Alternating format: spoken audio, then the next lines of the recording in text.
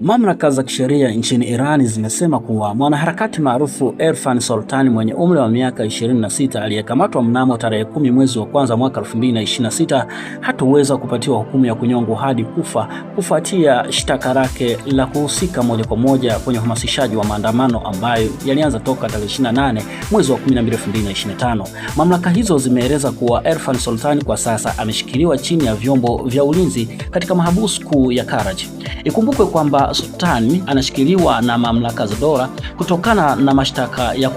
kuhatarisha hali ya amani na usalama wa ndani katika nchi hiyo ya Irani, lakini pia anashtakiwa kwa kuwa mhamasishaji mkuu wa propaganda za mataifa nje katika kuhatarisha amani ya nchi ya Irani.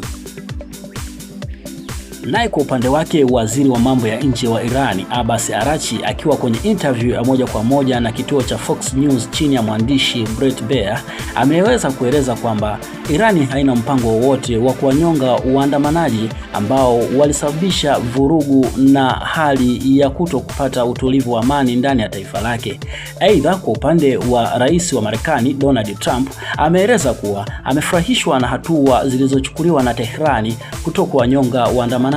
kwani kufanya hivyo kungeweza kuisababishia Irani kuona mkono wa chuma wa utawala wake wa Washington.